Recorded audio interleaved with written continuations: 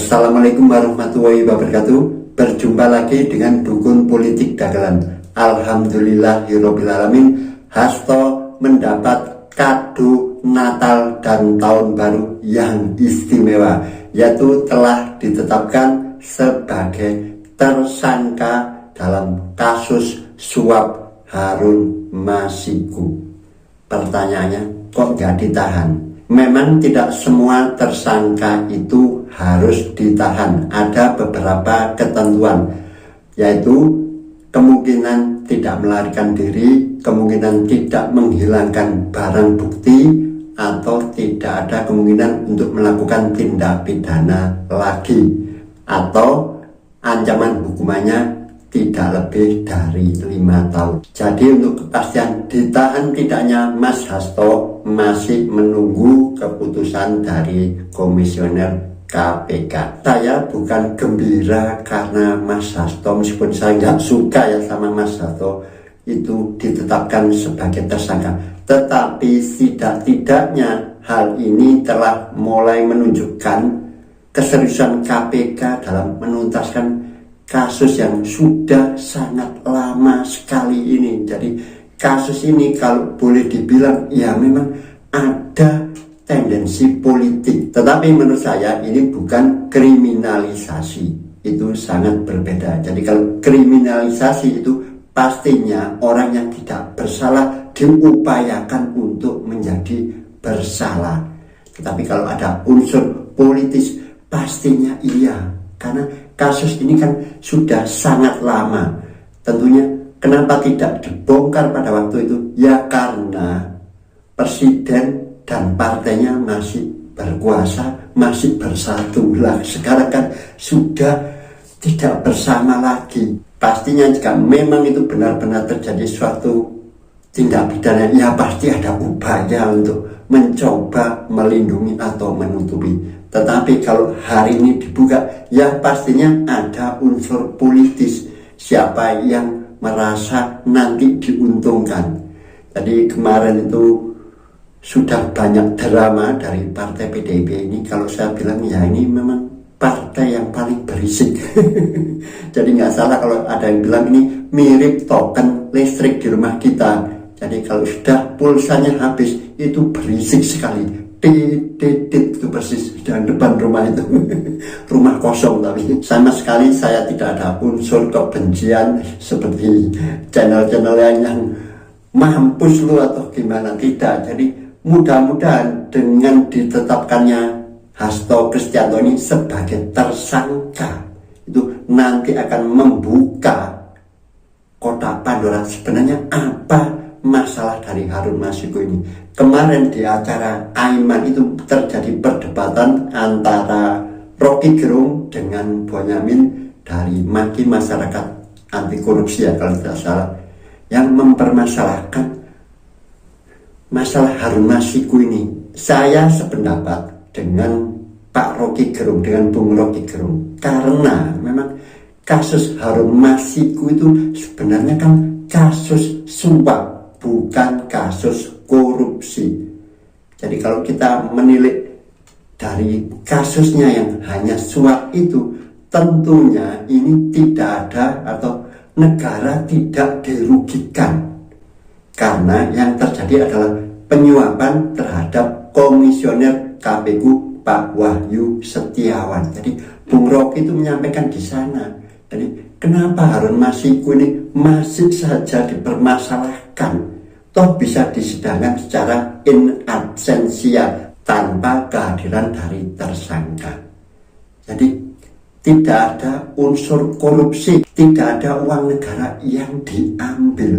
Jadi diambil untuk kepentingan pribadi, tetapi mengambil dari si penyuap. Jadi lebih tepatnya adalah penyalahgunaan kekuasaan.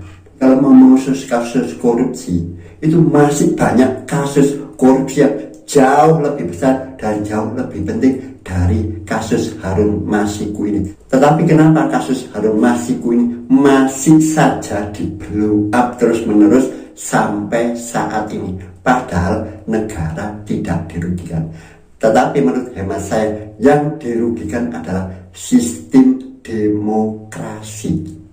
Bahkan kalau memang Mas Hasto itu telah ditetapkan sebagai tersangka, saya ingin justru dikembangkan, yaitu kemungkinan, ya mohon maaf ini kemungkinan, tidak hanya PDIP saja, bisa saja partai-partai lain itu ketika meloloskan seorang caleg itu ada uang pelicinnya, ada uang suapnya yang masuk ke internal partai. Apakah hanya Harun Masiku saja? Ini lebih gampangnya seperti ini. Apakah ada kemungkinan oknum-oknum di dalam partai itu menjadi makelar untuk meloloskan caleg tersebut? Dalam hal ini ya dengan berbagai upaya, katakanlah oknum di dalam pengurus partai itu menjanjikan bisa meloloskan seseorang untuk menjadi caleg yang jadi dengan syarat memberikan uang tertentu, tetapi uang tadi tidak akan sepenuhnya digunakan untuk menyuap KPU jika itu memang permasalahan menyangkut posisi calon jadi atau tidak. Itu yang ingin saya ketahui. Oknum di dalam internal partai tersebut mengambil keuntungan, bisa jadi untuk kepentingan pribadi atau untuk pemasukan partai. Itu saja yang sepertinya perlu dibuktikan. Bisa jadi kasus Harun Masiku itu hanyalah salah satu. Di belakangnya kemungkinan banyak juga caleg-caleg lain di partai yang lain juga melakukan hal yang sama. Mudah-mudahan dengan ditetapkannya Mas Hasto ini bisa menguak apa sebenarnya yang terjadi. Tidak salah juga bila menyebutkan bahwa Harun Masiku itu adalah korban, ya korban pemerasan, itu saja. Justru pelaku pemerasan itulah yang harus dibuktikan juga dan ditangkap. Tentunya Harun Masiku itu melakukan penyuapan tetapi lewat makelar, gampangnya seperti itu. Yang pertama saya juga bersyukur ya, channel saya ini ternyata ditonton oleh bermacam-macam mazhab politik. Mazhab politik ini kayaknya terpolarisasi setelah pilpres, apalagi ditambah pilkada ini. Setidak-tidaknya ada 4 mazhab politik dari subscriber saya ini. Yang pertama adalah pemuja Pak Jokowi, yang kedua adalah pemuja PDIP, yang ketiga adalah pemuja Anies Baswedan, yang keempat ini baru saja muncul, yaitu menyukai Pak Prabowo tapi tanpa Gibran.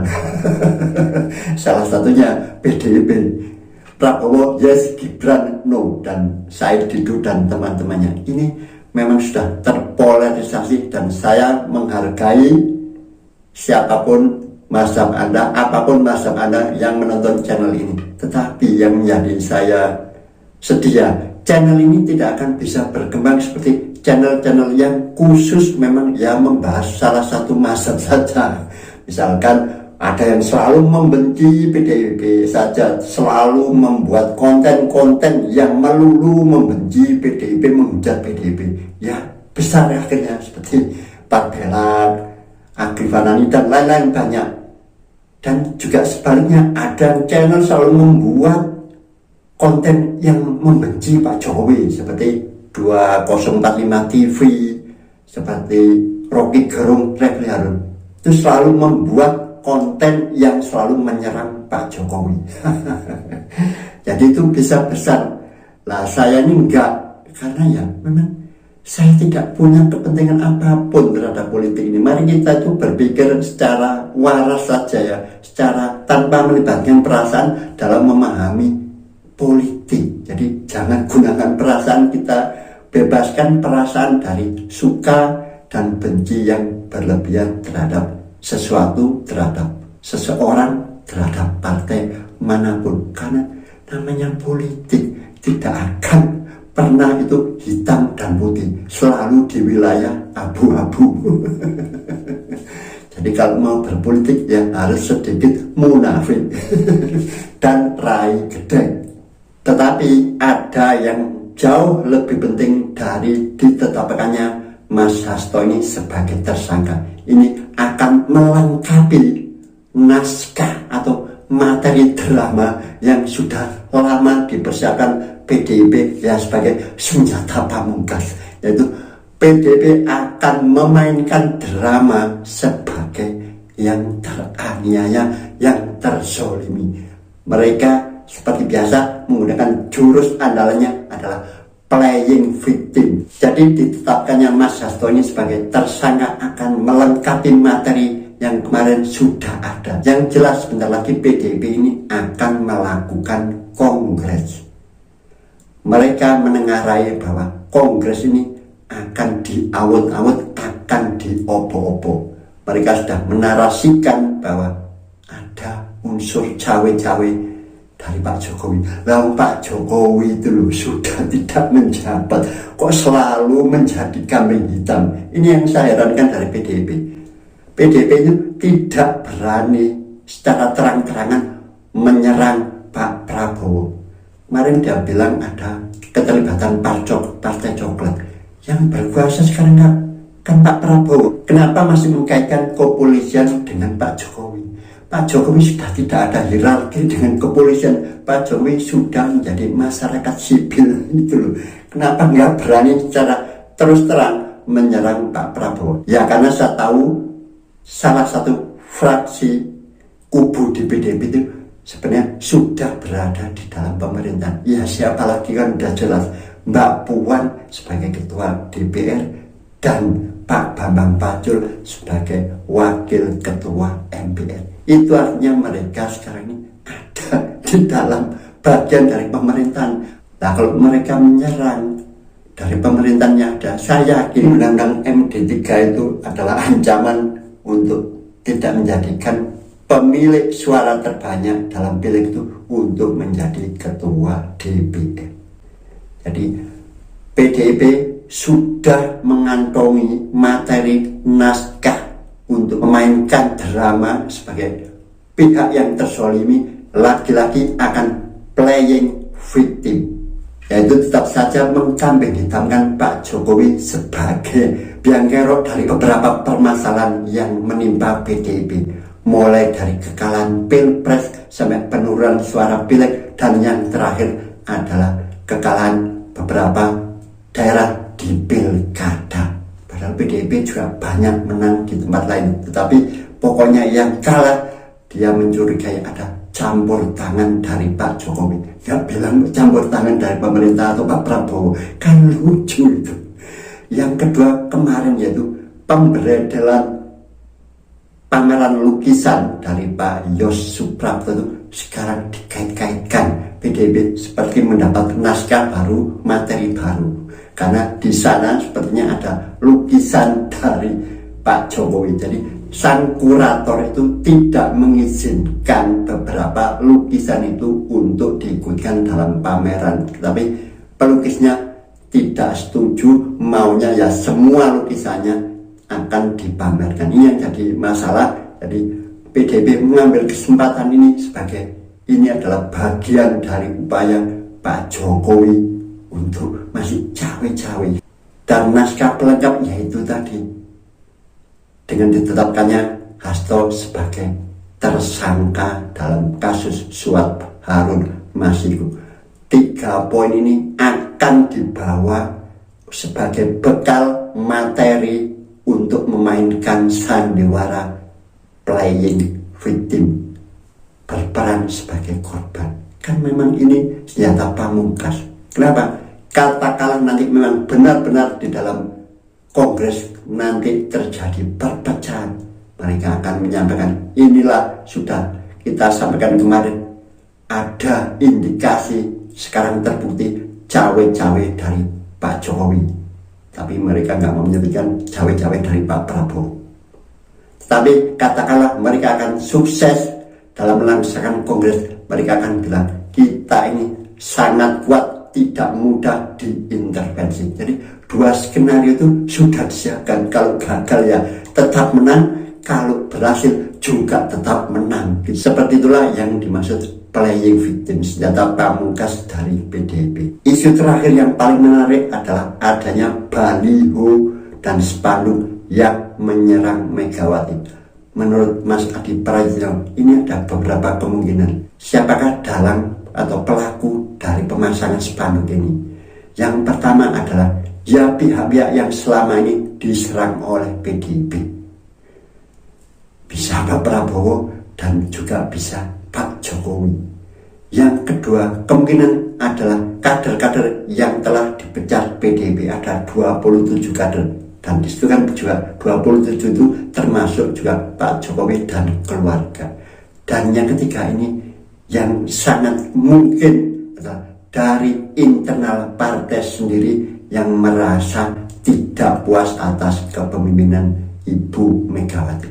Karena kemungkinan mereka memang tidak mampu menyuarakan perbedaan di dalam partai itu sendiri untuk dibawa ke Kongres apalagi. Jadi inilah kesempatan untuk menyuarakan di luar, mencoba mengambil simpati dan opini publik. Jadi saya sangat berharap pihak yang berwajib segera mengusut siapa yang memasang baliho dan spanduk yang menyerang Ibu Megawati ini, supaya terang benderang benarkah memang ini pihak-pihak luar yang mencoba mengintervensi PDIP, atau jangan-jangan memang itu adalah dari pihak internal, atau bisa juga ini adalah buzzer yang sengaja dimainkan sebagai bagian dari playing victim. Semoga video ini menginspirasi dan yang terlebih penting memberikan hiburan kepada Anda. Salam cerdas dan waras. Wassalamualaikum warahmatullahi wabarakatuh.